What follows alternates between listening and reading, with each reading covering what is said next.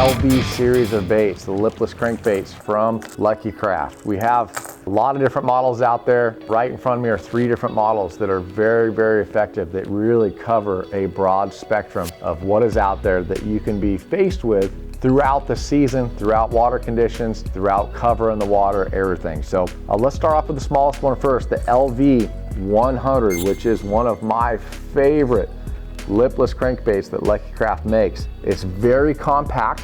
It's a very small bait, but easy to cast. Has a unique little fin on the back, which actually helps with that vibration. I think the bait tracks better. I've caught a lot of really, really big fish on this bait. In fact, I caught an 8-pounder, 8.5 pounder in a tournament years ago in FLW at Lake Gunnersville. It's amazing how much these fish like this bait. A couple things about the LV100. Great in shallow water. It only weighs 3/8 of an ounce, but it casts very easy. So if you're fishing in that 3 foot or less, it's perfect for that. It's a great option for very shallow water. Now, when you're fishing that 3 foot or less, or even deeper water, at Gunnersville, I was catching them in deeper water, but fishing it very slow, throwing it out and winding it just fast enough to where I could feel that thing vibrate. Now, with any lipless scenario, lipless baits are very good around grass. Anytime you're around grass, the best way to trigger bites is to get that bait, wind it until you feel that grass. When it hangs up in the grass, you rip it free. When you rip it free, it does 2 things. One, it cleans the bait, meaning that the bait might have a little piece of grass on it, it balls up in the bait. When you rip it free, it jumps out of the grass, but then it's also making that bait flare, making it jump really fast to create that reaction bite from the fish. Every bite you get from that thing is gonna be right after you rip it. It happens so often. In fact, a lot of times you'll rip the bait and you feel it clean right here. They hit it after you've ripped it. Right there they get it. Where you've ripped it and it gets to there, that's where they get it, because they see it jump. They might be tracking it. They see it kind of ball up a little bit.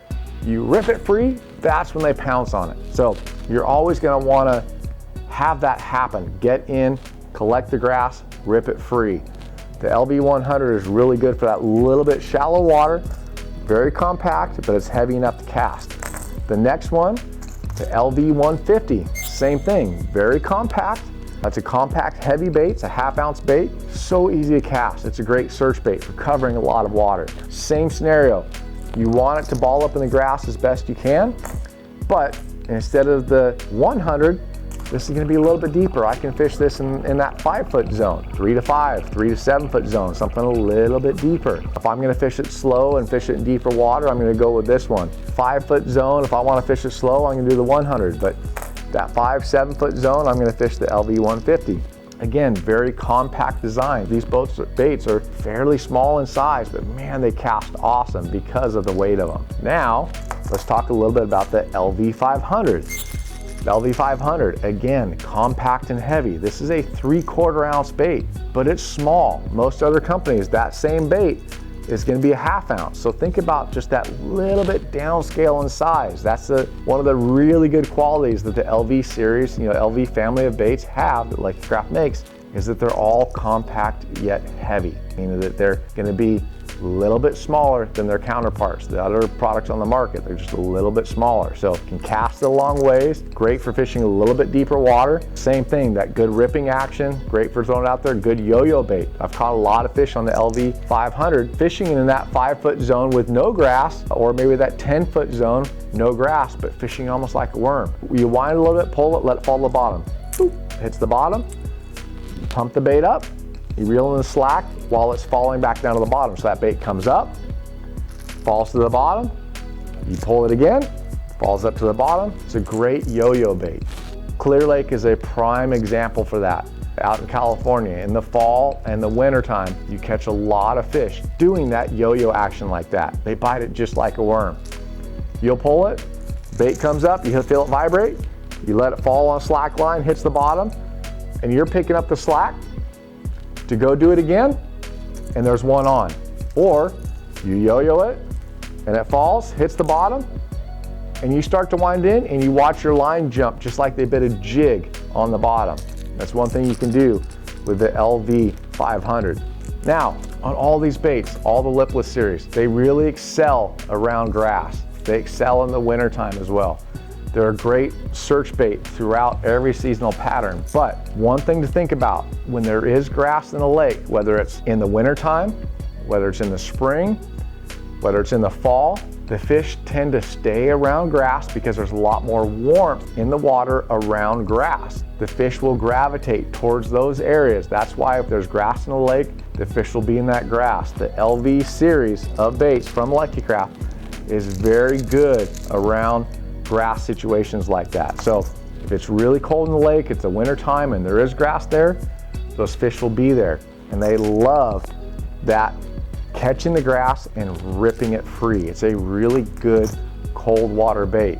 But the great thing about that bait is that it's really good in cold water, which is winter time, early spring, during the spring, post spawn. There's a lot of noise to it, a lot of vibration. Those fish that are on the post spawn that are around grass like that sound, they like that vibration. They will gravitate towards the LV series. Summertime, same thing. If there's grass out there, they're gonna be around that grass. This is a bait you can fish through the grass. So think grass, you think fish, think the LV series. Let's talk a little bit about colors. Like anything out there, the colors are designed for certain scenarios. So wish you could see this layout. You're looking straight down in front of me here. I've got the good clear water stuff, a little bit stained water, the brighter colored baits, then I have a crawdad and a bluegill color down here. So let's go through that stuff. Let's start with the ghost minnow, the clear colored baits. We have the ghost minnow, we have the ghost minnow silver cheek. These two baits I'm gonna throw on sunny days. When that sun is high, they like this style of bait. I have seen it before where I will be throwing a Aurora Black or American Shad in the morning, or let's say it's overcast, let's say it's raining. They like those brighter colors like that. And then I've seen it where they turn off of it fast. Let's say it's 9, 10 o'clock in the morning. You haven't had a bite in a while, the sun's out and bright. Guess what? The ghost minnow or silver cheek. The silver cheek is a great color because it kind of adds a little bit of a combination between that silvery finish on the American Shad or Aurora Black on the cheek of this bait as well as the fin. It's a great accent of the brighter color to a clearer color. So it has a great combination of the two. This is the ghost minnow silver cheek. Now, same thing, if the water is now stained or if it is dark, if it's adverse conditions out, that's when I'm gonna go with a pearl threadfin shad or a chartreuse shad. Anytime that water is a little bit off color, I like the baits that are more of a white color, of kind of a brighter that stand out in a darker background color scenario. So these are the shad colors. As a general rule for me, when I'm throwing lipless baits around grass, I'm gonna throw shad colors from post spawn through the fall. Late fall, early winter, throughout the winter, that's when I'm gonna go with a crawdad color. This right here is a great craw color. I mean, a red colored lipless crankbait is one of the most effective baits to throw in the wintertime and early spring. For some reason, those fish really like that red color. When I'm in that wintertime, early spring, I'm gonna be throwing the red. When it's springtime, I'm gonna be throwing a bluegill color. This is BE Gill. Let's actually just track this from, let's say, January 1. So January 1 till about March, I'm throwing red. About March, April, when they start getting on beds or they're kind of around that spawn, I'm gonna throw a bluegill, BE Gill. I will also throw this up north for smallmouth that are keying on perch. And you can throw that year round when those fish are keying on perch. So now I've thrown those baits from wintertime to springtime. Now let's go post spawn. Take your pick on the post spawn colors. Overcast, adverse conditions, Aurora Black or American Shad, stained water, pearl threadfin, chartreuse shad, bright sunny days, think of ghost minnow or silver cheek. So the whole shad range is when I'm gonna throw from post spawn. Let's say they spawn in that March, April zone. So let's say April to about October, November. The shad series is what I'm gonna throw.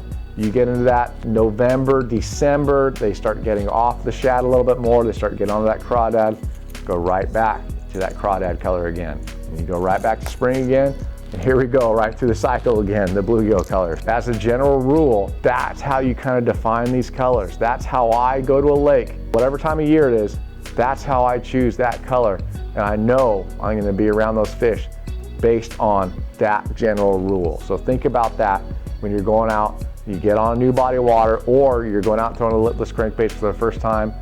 Look at the seasonal color patterns, look at the weather conditions. LV Series is a very good year-round bait, especially around grass.